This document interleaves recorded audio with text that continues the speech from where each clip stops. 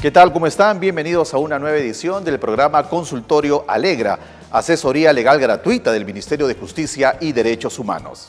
Sabemos que es obligación de los padres cumplir con los alimentos, vestidos, educación, salud, entre otros, de los hijos o hijas. Pero ¿qué sucede si el obligado u obligada no asume esta responsabilidad? Omisión a la asistencia familiar es el tema que tocamos hoy con el doctor Eric Pinto Llerena, de la Dirección General de Defensa Pública y Acceso a la Justicia. Doctor, bienvenido. Gracias. ¿Cuándo se configura el delito de omisión a la asistencia familiar? El delito de omisión a la asistencia familiar está regulado por el artículo 149 del Código Penal. En estricto, regula la omisión del pago de una pensión de alimentos dispuesta por mandato judicial. Para esto tenemos que tener en cuenta ciertas precisiones. Primero, debe existir un proceso judicial que fije o determine la obligación del pago de una pensión de alimentos. Segundo, el obligado o deudor no paga la pensión de alimentos. Y tercero, se genera la liquidación de pensiones devengadas. Esta se comunica al deudor para que pague las pensiones devengadas. Sin embargo, este de no hacerlo comete el delito de omisión a la asistencia familiar. ¿Cuál es la pena o sanción que se recibe por cometer el delito de omisión a la asistencia familiar? Quien comete el delito de omisión a la asistencia familiar, según nuestra legislación nacional, sería pasible de una sanción o pena de hasta 3 años de pena privativa de la libertad o de cárcel. ¿Y los agraviados por este delito tienen derecho a una indemnización? En efecto, además del pago de las pensiones devengadas, los agraviados o víctimas tienen derecho a que se fije una indemnización o reparación civil. La misma va a ser determinada o en un acuerdo entre las partes o por sentencia penal. Si el sentenciado no cuenta con los medios económicos para asumir el monto adeudado, ¿estaría cometiendo este delito? Este es un delito doloso que debe realizarse a propósito, por lo que entonces correspondería al investigado acreditar o probar que no es que no haya querido pagar, sino es que no pudo hacerlo, que no tuvo las posibilidades económicas para realizar el pago de las pensiones adeudadas. Por su parte, le corresponde al Ministerio Público acreditar un hecho positivo, que el investigado no cumplió con el pago de las pensiones adeudadas. ¿Es necesaria una correcta notificación de la resolución que ordena el pago de devengados para que se configure este delito? Sí, es imprescindible acreditar la notificación para la comisión del delito de omisión a la asistencia familiar. Esto es, que el investigado o denunciado estuvo correctamente notificado de la resolución que aprobaba la liquidación de pensiones devengadas y le requería el pago de la deuda. De no hacerlo, esto puede generar una devolución a la primera instancia, es decir, al juzgado civil, lo cual va a actuar obviamente en desmedro de los intereses de la parte agraviada.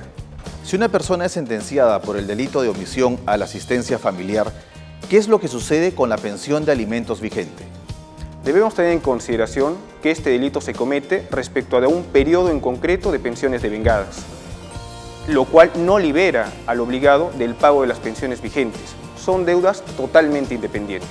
Es más, si una persona no cumple con el pago de la nueva liquidación de pensiones devengadas, cometería un nuevo delito.